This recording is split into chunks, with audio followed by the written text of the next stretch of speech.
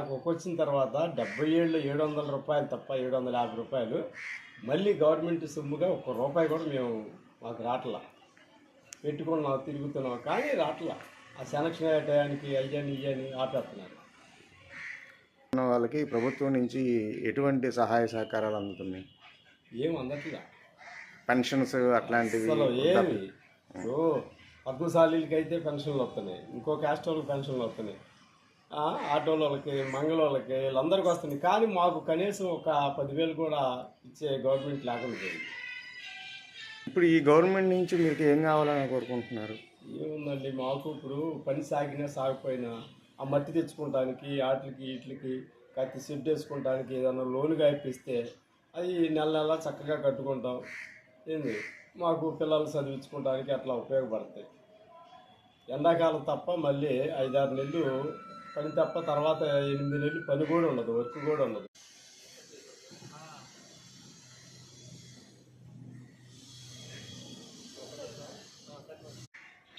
మీ వృత్తిలో ఈ కుండల తయారీ విధానంలో మీరు ఎదుర్కొంటున్న సమస్యలు ఏంటండి? సమస్యలు అంటే తయారు చేసేటప్పుడైనా వర్షం వచ్చినా పని సాగదండి. అది వేస్ట్గా పోతాయి, నానిపోతాయి. మరీ ఎక్కువ వచ్చినా కూడా పగిలిపోతాయి. అట్లా బట్టి వేసిన రోజు ఏదైనా తేడా చేసిందంటే అసలు ఒక్క రూపాయి కూడా రాదు మాకు, నోటిగాడికి పోయినట్టే. బట్టి వేసిన రోజు చాలా భయం వేస్తుంది. ఎటు నుంచి ఏ వాన వస్తుందో తెలియదు. తీరా 10 రోజులు 15 రోజులు కష్టపడి చేసుకుని బట్టి వేసే టయానికి ఆ వర్షం వచ్చిందంటే నానిపోతుంది. అట్లా అంతా ఇబ్బందులండి. ఏంటంటే గవర్నమెంట్ సహాయం ఏదైనా చేస్తే కొంచెం ఒడ్డున పడతాం, ఈ చేతి వృత్తులు బతకగలుగుతాయి. అంతేగాని అందరికీ హ్యాపీగా ఉంటున్నారు.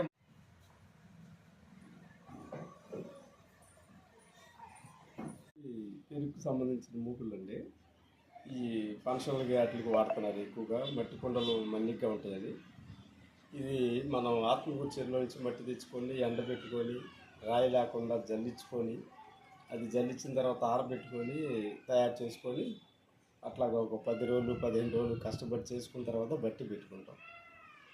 అలాగా మా జీవనం అలా సాగిపోతుంది. కానీ ఈ టెక్నాలజీ వచ్చిన తర్వాత ఈ కుండలు అనేది ఒక మంచినీళ్ళ కుండ తప్ప ఏమీ వాడకల్లా. ఎక్కడో ఒకళ్ళు మట్టి కుండలు మంచిది అంటున్నారు, కానీ అది అరుదుగా ఉంది. చాలామంది తక్కువలో ఉన్నారు. ఇక మాకు బతుకు తెరువు చాలా కష్టంగానే ఉంది చేసేవాళ్ళకి. గతంలో అంటే ఏ గవర్నమెంట్లు మారినా ఏది వచ్చినా కూడా ఈ యొక్క కుమ్మరి వృత్తిదారులకి ఏమీ అందట్లా. 1977లో అప్పుడు ఆ పాలనలో తుఫానుగా వస్తే, 77 తుఫాను వస్తే ఒకసారి ఒకటి, తర్వాత రూ. 700 తప్ప ఇక మళ్ళీ ఇంతవరకు కుమ్మరులకు ఒక్క రూపాయి వచ్చింది లేదు. ఎన్నో ప్రభుత్వాలు మారుతాయి. 77లో నుంచి ఇంతవరకు ఎవరూ ఆదుకోవాలి, కానీ అట్లాగే బతుకుతున్నాము. సదుపాయాలు అంటే కుండలో ఒక్కోసారి వర్షం వచ్చినప్పుడు ఆ వర్షానికి తడిసిపోతున్నాయి. షెడ్ కావాలనుకుంటే షెడ్డు సప్లై చేస్తే సరిపోయిద్ది. లేదనుకో ఏదో 1,00,000 రూపాయలు 2 లక్షలు ఎలా ఉత్తికి డబ్బులు ఇస్తూ ఉంటే లోనుగా